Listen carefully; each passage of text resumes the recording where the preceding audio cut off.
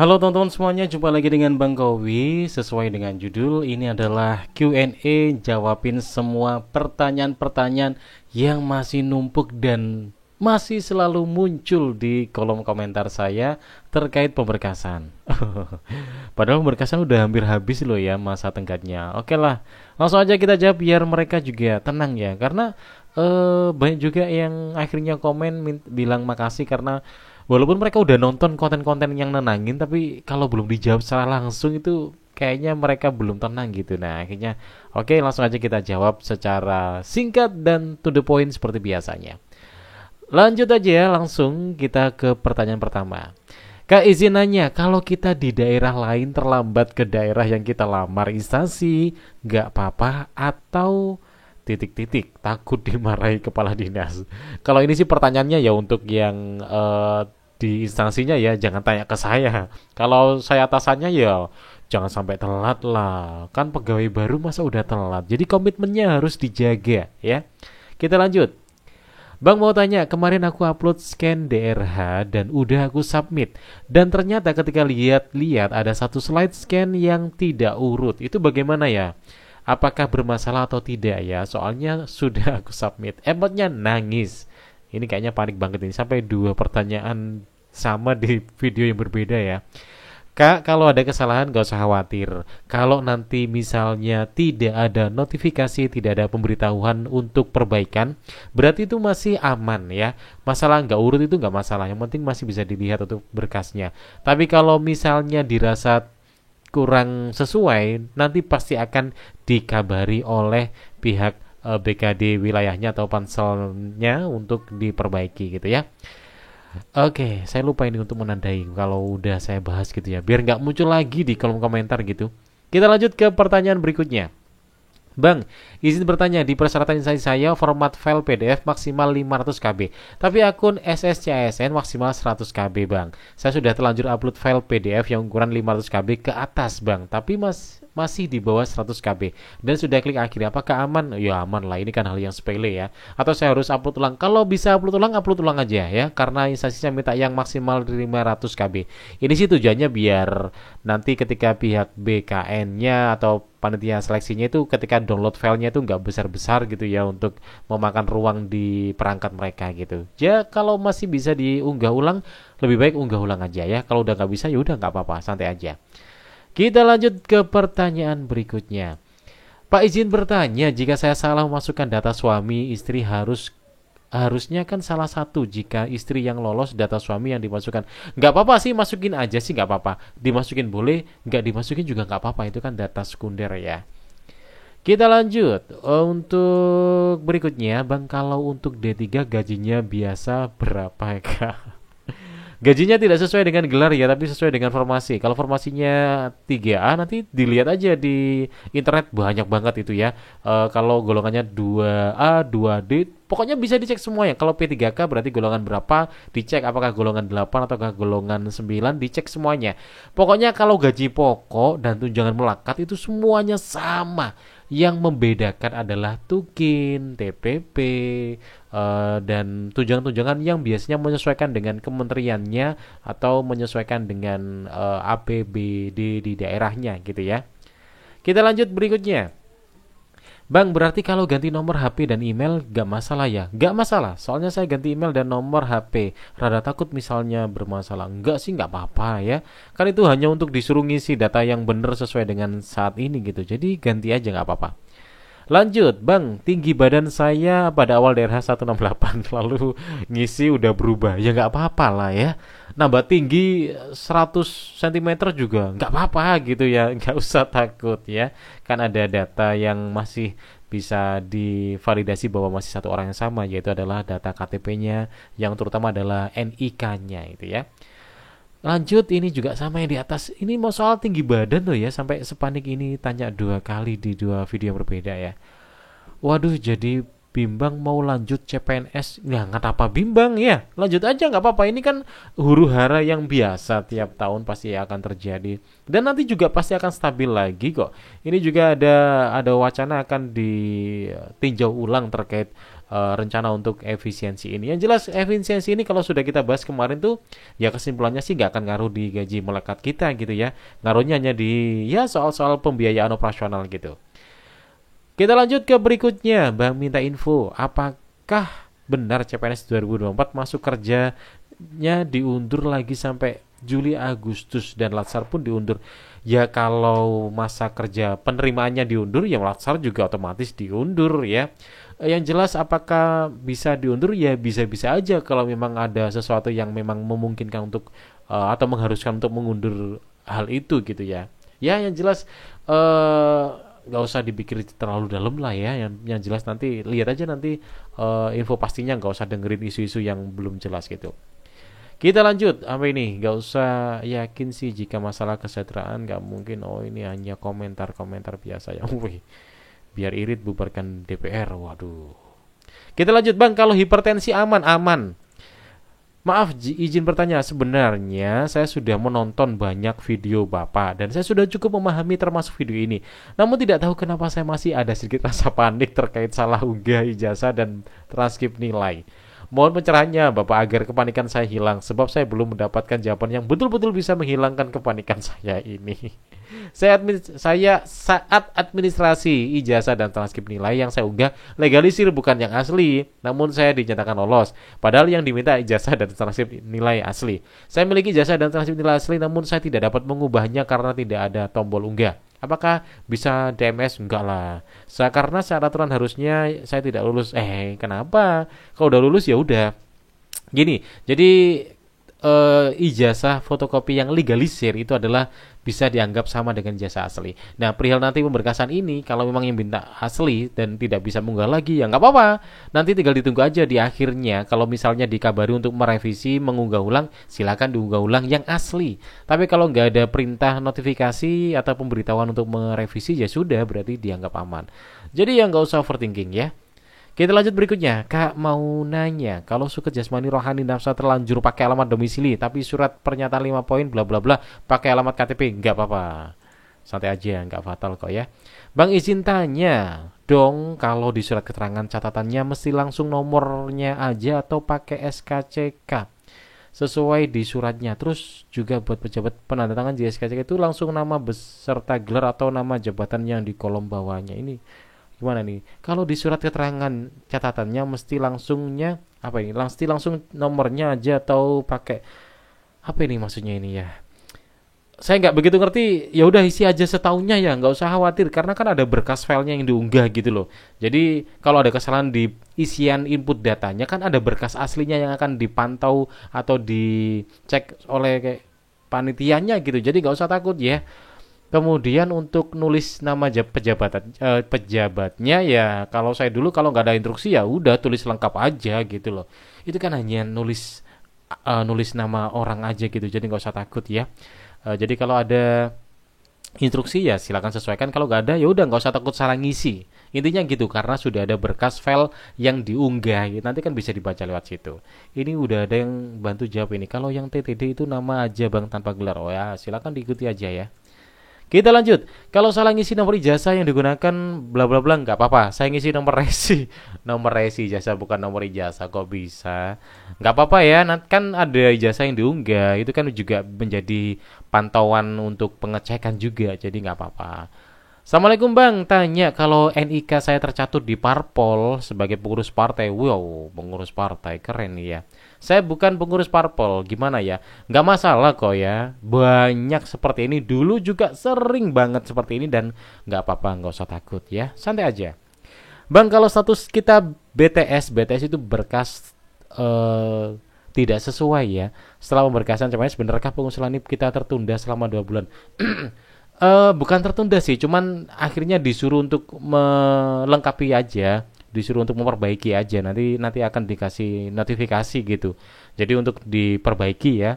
Tertundanya ya nggak tahu kita bisa 2 bulan, bisa lebih cepat ya. Jadi ya intinya BTS itu bukan TMS ya. Ada BTS berkas tidak sesuai, ada BTL berkas tidak lengkap ya. Jadi itu dua kata kunci yang nggak usah perlu panik gitu ya, karena itu nanti juga akan kita bisa merevisinya. Bang, kalau di halaman 1 DRH lupa diikuti dengan penulisan tangan itu gimana, nggak gimana, nggak apa-apa. Semoga nggak sampai menambah beban, terutama bla bla bla. Oh, ini hanya komentar biasa, kita lewati aja. Oh, ada pertanyaannya ini. Saya izin bertanya, Kak, saya sudah isi Google Form untuk suatu kementerian, wajib isi. Oke, ini dari kementeriannya itu disuruh ngisi Google Form ya.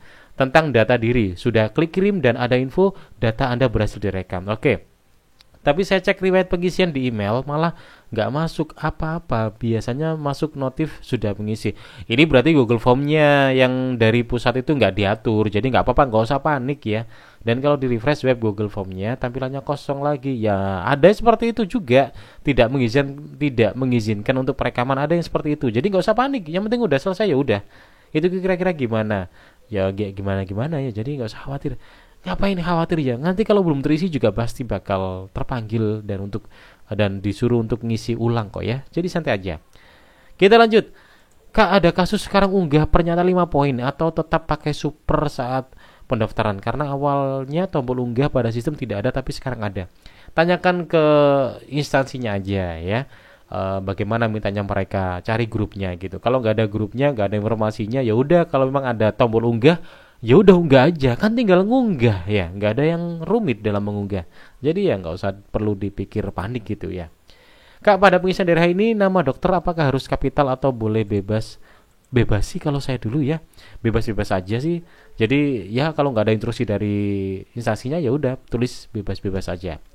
Bang mau nanya, untuk mendapatkan SK-nya itu nanti dikirim ke email atau gimana Bang? Setahu saya itu datang ke lokasi ya, karena ini kan ini eh, email yang apa kok email sih, berkas yang sangat penting gitu ya, berkas negara gitu. Jadi biar dipastikan sampai ke orangnya dengan tepat sasaran ya, lumrahnya pasti akan diundang dan harus bisa dong ya. Kita lanjut berikutnya, Bang, tombol unggah ulang saat pengisian daerah telah kita akhiri atau beneran bisa gimana nih? Tombol unggah ulang saat pengisian daerah telah kita akhiri itu beneran bisa merubah dokumen yang sudah kita upload sebelumnya. Maksudnya gimana nih? Ya kalau misalnya udah ngupload ya udah, kalau nggak udah ngupload kemudian mau mengubah kemudian mengunggah ulang diakhiri ya berarti yang terbaru itu yang tersimpan gitu ya. Kita lanjut. Kalau semisal lulus PGSD umur, oh ini tanya tentang PPG Prajab ya. Kita lewati. Kampus baru mengonlinekan nomor ijazah secara online pada saat pengisian daerah padahal sudah lulus bla bla bla, apakah nggak ngaruh? Ijazah saya itu nggak ada loh di PD Dikti sama Sivil, karena memang tahun saya lulus belum ada yang apa ya, yang sinkron ke online juga waktu itu. Jadi saya nggak ngurus, teman-teman saya pada heboh ngurus biar masuk di data itu, saya nggak ngurus. Dan sekarang udah jadi PNS karena kan udah ada ijazah dan itu ijazahnya valid gitu loh ya, itu kan ijazah asli, jadi nggak usah takut teman-teman ya. Kita lanjut. Bang, izin tanya Bang, di ijazah terakhir yang saya gunakan untuk mendaftar nama yang tercantum Effendi dan itu sudah sesuai KTP kakak. Tapi di ijazah SD sampai SMA itu penulisan namanya Effendi, F-nya 1 ya. Pakai itu masalah? Nggak masalah. Ini sering tak bahas loh ya, jadi nggak usah takut-takut. Solusinya gimana? Nanti aja ditunggu kalau udah nerima SK dilihat. Kalau SK-nya namanya sesuai ijazah, ya udah KTP sama kakak diubah sesuaikan dengan ijazah. Sesimpel itu ya, nggak usah panik gitu ya. Lanjut. Tanya seputar pemberkasan P3K ijazah terakhir saya yang digunakan mendaftar nama yang tercantum. Oh ini yang di atasnya ya, sama ya. Aman Bang, gak usah takut ya Bang ya. Kita lanjut Bang, di catatan rohani saya terdapat gejala gangguan jiwa bermakna namun tidak mengganggu. Oh nggak apa-apa, kan ada tulisannya tidak mengganggu aktivitas atau tidak mengganggu pekerjaan atau apa gitu istilahnya. Di tiap rumah sakit beda-beda ya. Nggak apa-apa, nggak masalah, santai aja, masih waras. Oke, kita lanjut. Assalamualaikum. Waalaikumsalam. Bang Kawi mau bertanya saya, misalnya tidak bisa hadir saat seleksi, apakah benar peserta tersebut di blacklist? Ya ndak lah, masa di blacklist? Ya cuman ditegur aja. Kalau mengundurkan diri itu baru. Tapi ya harus itu. Oh sorry. Ini tadi saya fokusnya saya pikir nerima SK-nya ya. Tidak bisa hadir saat seleksi. Iya, saat seleksi berarti kan dianggap mengundurkan diri. Kalau di blacklist nih enggak sih. Setahu saya kalau di blacklist itu udah dinyatakan diterima, kemudian mengundurkan diri. Itu setahu saya di blacklist selama 1 tahun seleksi kalau nggak salah. Kita lanjut. Bang, pas isi DRH tidak ada kolom unggah, oke. Karena udah otomatis pakai surat, oke. Setelah akhiri DRH ada kolom unggah ulang. Apa perlu baru diunggah? Kalau saya sih udah unggah aja, tinggal ngunggah loh, apa salahnya? Nggak apa-apa, ya. Jadi nggak usah bingung-bingung ya. Tapi seharusnya aman sih. Salah pun nanti dapat di notif dari BKD masing-masing. Wah, cerdas banget ini. Oke, saya love ya. Kita lanjut. Bang izin tanya, kalau bulan ijazah terakhir salah, sudah ambil suket dari kampus ternyata kolom unggah ijazah sudah terkunci. Apa tidak masalah? Nggak masalah. Kita lanjut. Bisa juga, oh ini bukan pertanyaan ya. Kita lewati aja. Bang, izin tanya SKCK diminta aktif 3 bulan ke depan. SKCK saya aktif pas 3 bulan. Pas sudah pengisian dari akhir apakah aman? Kalau pembuatannya di masa DRH aman, walaupun nanti pemberkasan misalnya molor dan itu akan membuat masa berlaku di SKCK akan habis, nggak apa-apa ya. Yang penting kan pembuatannya di masa pemberkasan, jadi aman. Bang mau tanya kalau PD Dikti nama kita Octavia sementara ijazah, nggak usah fokus PD Dikti, fokus aja di ijazah, oke? Lanjut. Untuk dihubunginya apakah masih dalam tahap pengisian DRH di masa terakhir ya, dan juga di masa penetapan itu ya. Jadi ditunggu aja. Paling banyak sih di masa penetapan karena kan ngeceknya para panitianya kan juga waktu masa penetapan gitu. Jadi ya sekalian gitu ya. Oke, ini pertanyaan sama dengan yang di atas kita lewati. Bang, kalau WFA apakah tukin dipotong? Ya, lumrahnya kalau kita kepegawaian kan biasanya kita nanti dihitung TPP tukin kan berdasarkan kehadiran kalau nggak salah ya. Kalau nggak salah gitu sih. Jadi ya biasanya sih akan dipotong. Makanya kan tujuannya untuk mengefisiensi kan biar nggak keluar anggaran banyak gitu. Kita lanjut. Apakah ini bisa baik golongan saya P3 Guru Jasa 1 namun ini bukan pemberkasan ya kita lewati. Bang izin bertanya, nama saya di jasa dan KTP beda. Nggak apa-apa, nggak usah bingung. Satu lagi bang bertanya jika ada salah pengetikan pada isi keperluan surat. Nggak apa-apa, lewati. Ada satu kata yaitu penetapan tapi diketik penertapan. Nggak apa-apa ya, santai aja. Saya salah tulis nama kampus dengan huruf kecil di daerah. Nggak apa-apa. Assalamualaikum bang, semoga sehat selalu, amin. Izin tanya bang, surat lamaran dan pernyataan 5 poin kan sudah terupload. Oke, ini sama kayak di atas ya, nggak apa-apa. Sesuaikan aja gitu ya. Teman-teman gak usah takut lah ngisi di RH ya, santai aja. Tujuan utamanya apa ini? Wah, ini cuman komentar ya, bukan pertanyaan, kita lewati. Kira-kira berpengaruh ke TMT, SPMT, bla bla bla bang. Jadi undur misalnya bisa jadi sih, tapi nggak serempak semuanya kompak diundur. Biasanya hanya untuk beberapa instansi yang berpengaruh aja. Biasanya sih gitu ya. Kita lanjut, program makan gratis. Oh ini komentar aja, kita lewati, nggak kita baca. Kalau emang anggaran kita lewati. Lanjut, tapi harus linear dengan formasi jurusannya. Apa ini? Nggak harus. Kalau soal kuliah sih nggak harus sih ya kayaknya.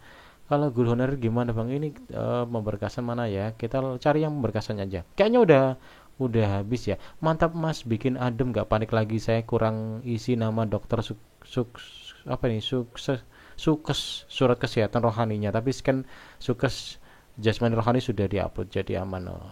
Aman, harusnya aman, santai aja. Oke, kayaknya udah cukup ya. Nanti kita tunggu lagi pertanyaan-pertanyaan yang ngumpul tentang pemberkasan, dan kita bersihin lagi pertanyaan itu ya, karena harapannya ya biar yang tanya itu lega. Karena rata-rata yang sudah saya bahas di sini mereka pada komen makasih bang udah dijawab, karena mereka yang mereka butuhkan adalah mereka butuh jawaban dari pertanyaan mereka langsung gitu. Padahal mereka udah tahu dari pembahasan secara umum, tapi mereka kayaknya belum lega, belum puas kalau belum dapat jawaban langsung secara akurat di pertanyaan mereka. Dan semoga ini bisa melegakan ya. Dan thank you udah nonton video ini dari awal sampai akhir, dan semoga tidak panik lagi bagi yang panik ya. Habis ini mau habis ya masa pemberkasannya dan tinggal fokus di penetapan ya. Saya doain semoga lancar, gak ada yang mundur, sesuai dengan prediksi yaitu setelah lebaran di antara bulan Maret, April, Mei, Juni, Juli lah. Di bulan itulah ya, semoga bisa terlaksana, dan teman-teman akhirnya gak sia-sia sudah menanti, gak sia-sia juga yang sudah resign gitu ya. Semoga lancar semuanya ya. Thank you udah nonton video ini dan jumpa lagi di video berikutnya. Sampai jumpa.